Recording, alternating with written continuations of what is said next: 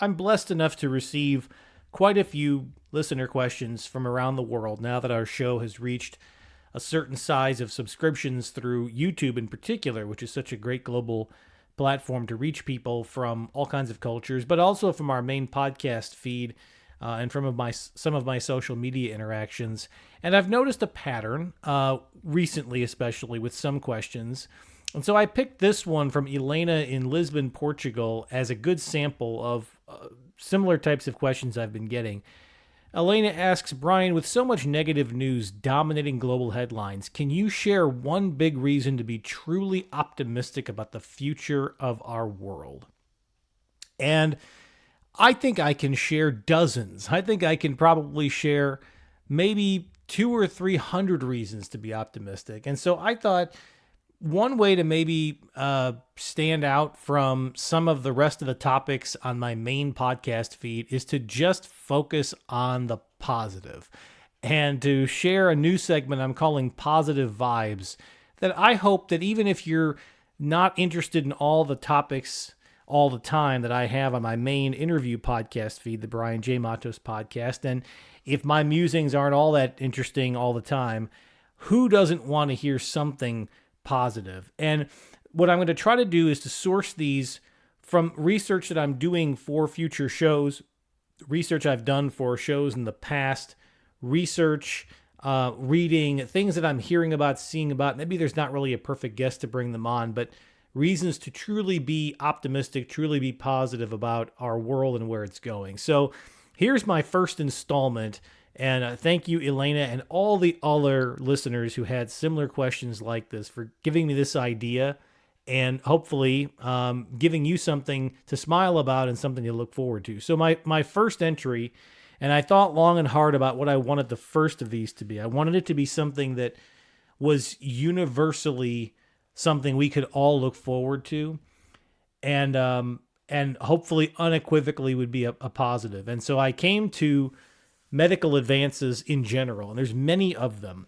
But I feel very confident in the research that I have done and the folks I've talked to, some of which have been on this podcast, that for people who are going to be around for the next 25 years, and however long your life expectancy may be, maybe it's your kids who will see this, maybe for some of you it's your grandkids, but I am very confident that we are going to, in the next quarter of a century, make such significant advances in cancer treatment that not only will the vast majority of cancers not be a death sentence, but even advanced cancers caught in late stages will be treatable and extend life significantly, both in quality of life and in amount of years lived, no matter the quality.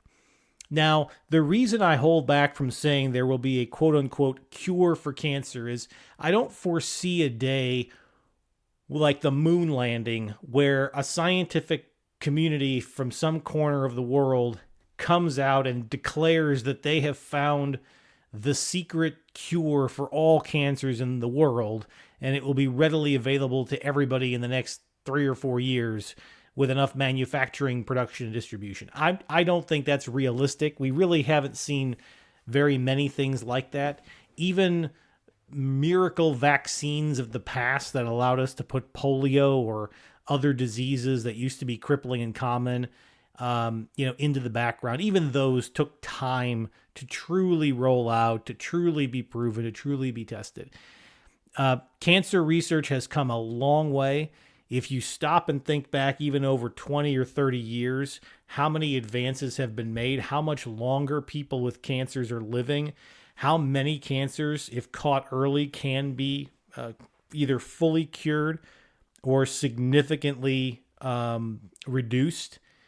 The trajectory is very, very positive. And knowing the kind of technologies that are just around the corner, not just the biological ones, but also the advancements in things like artificial intelligence that can take huge reams of data, huge reams of DNA, and start to analyze different scenarios and look for different treatment patterns and options, things that are working in one study and not working in another, and being able to accelerate that timeline. I think that for many, many people, 25 plus years from now, when they go to the doctor for an annual physical and something shows up in a test and they come back with a result of a positive result for cancer, to me, that right now for most people is still a very scary prospect, even if the prognosis is relatively good. I believe that not only are we going to have significant advancements in treatments that extend the quality of life and the amount of life, but the treatments will be less severe, they'll be less harsh, the side effects will be reduced. And I'm not saying there's going to be a magic pill where, like a Tylenol, you pop one, your cancer is gone in a year. I'm saying that if we can reduce cancer to disease management, much like any other disorder, think something like arthritis that you can live with, even if there's a little discomfort, what a significant and staggering difference that it will make in the quality of human life, in the cost to our healthcare systems around the world, and how many lives will be allowed to be extended further and deeper to realize their full potential. This is something I think is very realistic to be positive about. We should already celebrate the huge advancements and celebrate all the researchers and, frankly, the patients who endured the experiments with these medications and treatments, some of which didn't work, but many did. Celebrate all of their achievements and all of those who have come before us, but look forward with a great deal of optimism that right around the corner, it's highly likely, if not probable, that major advancements are just around the corner, which means some of you who may be living with cancer today will be able to live even longer than your prognosis gives you. And those who may be diagnosed with cancer in the future, instead of being a major setback in their life, it'll be a minor bump in the road. Now, you can say that I'm being too optimistic, and I don't want to give anybody false hope.